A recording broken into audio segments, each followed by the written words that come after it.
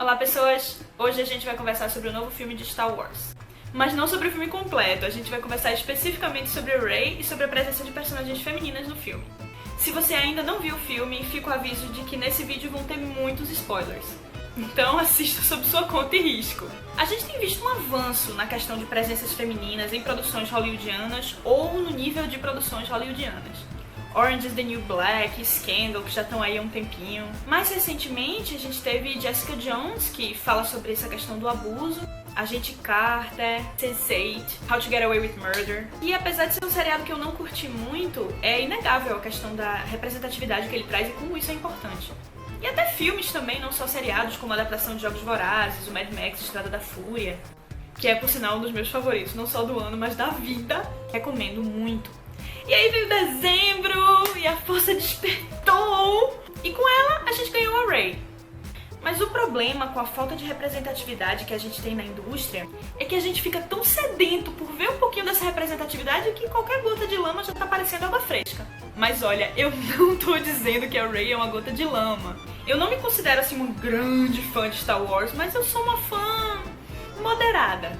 E eu gostei muito do filme, de verdade. Eu já fui ver umas 3 vezes. Mas ao mesmo tempo que eu adorei a história e os personagens e o fato dele ser uma releitura misturada com a continuação, eu achei isso muito genial. Eu acho que é importante a gente fazer críticas também, pra gente ter certeza que a água fresca é fresca mesmo. E se não for, como é que a gente faz pra melhorar? Então, vamos conversar sobre Rey. Primeiro tem os pontos que são indiscutivelmente positivos. Em primeiro lugar, o tamanho do filme. Eu acho que para que a representatividade nas mídias ela seja válida, ela tem que tomar proporções cada vez maiores. Então, quando um filme como Star Wars, que é muito provavelmente um dos filmes mais esperados da década, tá alcançando uma bilheteria monstra, e aí ele vem e traz uma protagonista mulher, isso é muito importante porque ele abre mais um precedente. Um exemplo forte para a indústria hollywoodiana seguir e ver que dá para fazer filmes excelentes e com grandes bilheterias que tenham protagonistas mulheres. Ele quebra esse paradigma. Então, ponto para Star Wars. Em segundo lugar, a questão do estilo, que é a ficção científica. Ficção científica, apesar de ter personagens como a Ripley e autoras como a Mary Shelley, é um estilo que é historicamente misógino e não inclusivo, infelizmente. Então, ver uma mulher protagonista em um filme de ficção científica, e não qualquer mulher, uma mulher Jedi, na frente de um dos filmes mais esperados da década, assim, poxa, é lindo, lindo de verdade. E manda mais que ainda tá pouco. E na minha opinião, a Rey é uma personagem que ela serve especialmente pra acalmar essa nossa sede por representatividade, porque ela é uma personagem que ela não é objetificada nem sexualizada. O filme não traz uma abordagem romântica da personagem, apesar de sugerir uma ligação dela com o Finn, mas isso nunca evolui pra um romance, pelo menos não nesse primeiro filme. Eu respeito narrativas que fazem isso. Nos filmes hollywoodianos, a mulher ela geralmente existe como aquele objeto, né, que serve pra ser observado, desejado, resgatado, ou simplesmente pra ficar orbitando em torno dos personagens masculinos. E a Rey não segue nenhum desses estereótipos. Ela existe além dos homens e apesar deles. Outro aspecto desse filme que eu gostei muito é que o fato da Rey ser mulher, ele não é evidenciado na narrativa como se fosse um aspecto positivo nem um aspecto negativo. Nunca se considera se ela deve ou não fazer alguma coisa pelo fato dela ser mulher. O gênero não é a questão. Ela é só uma pessoa e ela é tratada como só uma pessoa. E veja bem que coisa inovadora, né? Tratar as mulheres como pessoas. Mas nem tudo são flores, temos o lado da luz, mas também temos o lado negro da força. E críticas são importantes pra fazer a gente pensar mais e refletir mais sobre as coisas. Então eu queria analisar um pouquinho também a questão da presença de personagens femininas em Star Wars, além da Rey. Uma representatividade feminina que eu achei muito bacana em Star Wars é a Capitã Phasma. Apesar dela não ter aparecido tanto nesse filme, né, a gente espera que ela apareça mais nos próximos. Eu achei especialmente bacana porque Phasma é um desses personagens que o gênero realmente não importa, ele é completamente irrelevante. Mas normalmente, quando Hollywood coloca um personagem assim em um filme que o gênero é irrelevante, o personagem é um homem. E nesse caso, o Despertar da Força meio que ligou foda-se e foi tipo, por que precisa ser um homem? Não precisa. A gente tem também a Maz, que é a dona da cantina versão 2.0, e a Leia, que aparece dessa vez não mais como uma princesa, mas como uma general. E a gente tem até mais figurantes mulheres nesse filme, né? Algo que não aconteceu muito com os outros filmes da série. Então, no Conselho da Resistência a gente tem mulheres presentes. A gente tem um piloto também na Resistência. Mas ainda é aquela coisa muito tímida. A cena que aparece o Conselho da Resistência reunido, né, pra discutir como eles vão atacar a Primeira Ordem, tem várias mulheres presentes ao redor da mesa, mas fora Leia, nenhuma delas fala. Os homens são os únicos que falam sobre o plano. E na cena do ataque mesmo, tem uma mulher piloto, mas ela só aparece em 3 cortes de cena rápidos, assim, e ela só tem acho que umas 2 falas, que são menos de uma linha cada um. Então, comparado com todos os outros pilotos homens, inclusive de raças alienígenas que aparecem no filme, a presença continua sendo bem inexpressiva. Então, apesar da presença de outras mulheres ser uma coisa que existe no filme, ela é tão modesta que a história meio que acaba caindo no princípio da Smurfette de novo. A gente tem a Rey e só. A mulher vivendo eternamente cercada por homens, apesar de mulheres serem metade da população. Quer dizer, se a galáxia muito, muito distante for parecida com a Terra. Se você acha que isso é besteira e que a presença de mulheres no filme ela é suficiente, eu te convido a fazer o seguinte teste. Imagina um grupo de amigos, todos meninos, brincando de Star Wars, e aí eles resolvem quem cada um vai ser. Eles podem ser o Han, o Chewie, o C-3PO, Darth Vader, Kylo Ren, Snoke, Stormtroopers, Finn, até o R2-D2 ou BB-8, o Luke. Agora, um grupo de amigas meninas brincando de Star Wars. E sim, gente, meninas brincam de Star Wars. Todas elas vão querer ser a Rey. E não se engana não, a Rey ela é muito badass, mas falta opções. Mas também vocês reclamam de tudo, né? Se não tem mulher, reclamam que não tem mulher. Se tem pouca mulher, vocês reclamam que tem pouca mulher. Meu bem, a gente sofre pra se ver, seja na tela do cinema ou na caixa dos brinquedos. Então a gente vai reclamar muito ainda. As poucas mulheres que botaram foi só porque a gente reclamou. Imagina se a gente não tivesse reclamado. A reclamação vai continuar assim. E aí veio o teste de Bechdel.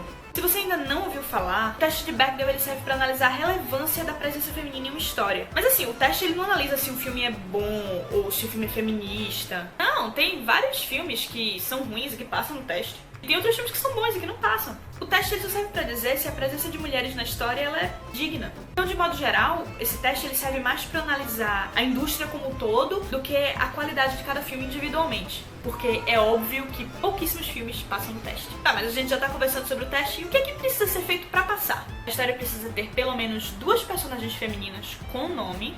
As 2 personagens femininas precisam conversar entre si, elas precisam interagir e elas precisam conversar sobre algo que não sejam homens. Como eu já mencionei, muitos filmes não chegam nem perto de passar no teste. Muitos. Tantos. E a palhaçada na hora de analisar os filmes, ela é tão grande que só pra dizer que o filme passa, tem crítico que considera uma cena de 5 segundos entre 2 mulheres suficiente pra passar.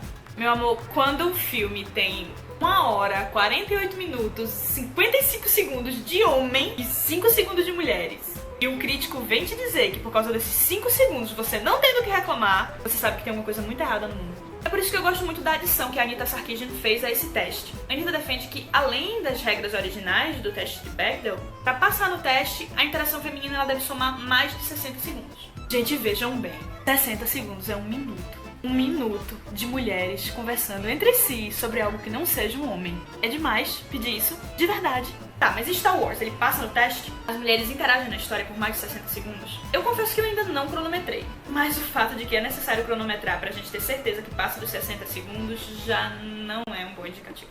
A cena mais longa de interação entre 2 mulheres se passa entre Maz e Rey. Mas uma parte dessa conversa é sobre Luke, o sabre de Luke, o legado de Luke. Aí, a não ser que você conte o BB-8 como uma personagem feminina, e eu sou completamente a favor disso aí, então já está Leia. E, gente, que decepção foi a interação da Rey com a Leia. Leia é, muito provavelmente, a personagem de histórias de ficção científica. Ela marcou uma geração, ela fez história. Apesar da trilogia original claramente falhar no teste de Bechdel, ter elementos misóginos e de objetificação feminina, ainda assim a Leia foi uma das maiores referências de personagens femininas fortes em histórias de ficção científica e no cinema de modo geral. A própria Padmé, apesar de Portman ser uma excelente atriz, ela não teve o mesmo impacto histórico. E aí a gente tem Leia e Rey, uma mulher Jedi que tem tudo pra ser a próxima grande referência de personagens femininas, e as duas mal interagem.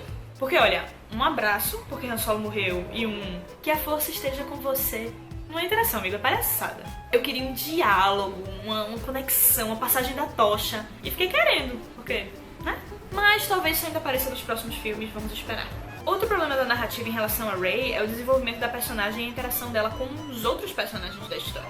A gente já tem tão poucas mulheres que quando elas finalmente aparecem, a gente queria gritar com os roteiristas pra eles trabalharem elas um pouquinho melhor. Com a Rey, tudo é meio apressado e mal explicado. Ela e Finn se dão bem imediatamente. Ela começa a considerar Han como se fosse um pai depois de 5 minutos na Millennium Falcon. Mas assim, a verdade é que isso é meio que o jeito Star Wars de fazer um filme. Os outros filmes da trilogia também tiveram um pouquinho dessa pressa, então a gente meio perdoa por causa da saga. E porque a gente ainda tem esperança de que nos próximos isso seja mais explicado e mais desenvolvido. O último problema que eu queria mencionar não tem exatamente a ver com o filme em si, mas com o contexto em que a gente vive. E é a ausência de Rey, né, nas caixas de brinquedos, nos óculos 3D que venderam no Cinemark, cartazes de brinde da Subway, o jogo de Monopoly Star Wars que traz até Darth Vader, que é um personagem que já tá morto, mas não traz a Rey.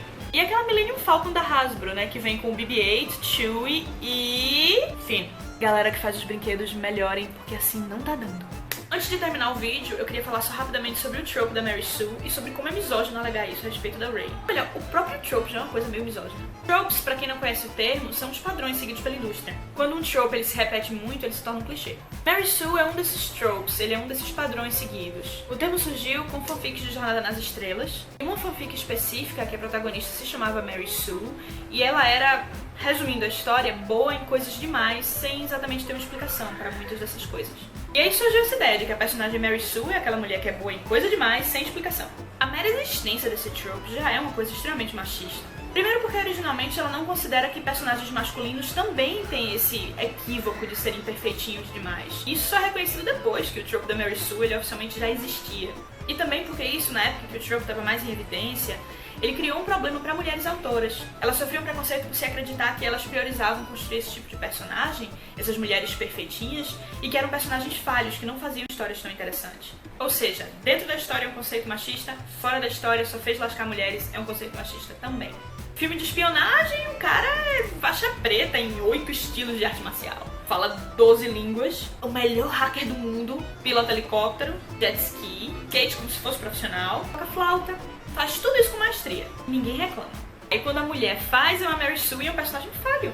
Ah, faça-me favor, né, gente? Bem, então é isso. Pontos negativos e positivos da presença feminina em Star Wars. Apesar de todos esses pontos, eu continuo achando o Despertar da Força um filme incrível. E a Rey é uma personagem digna de muita atenção e amor. Recomendo muito o filme. Se você não viu, eu não sei o que você tá esperando.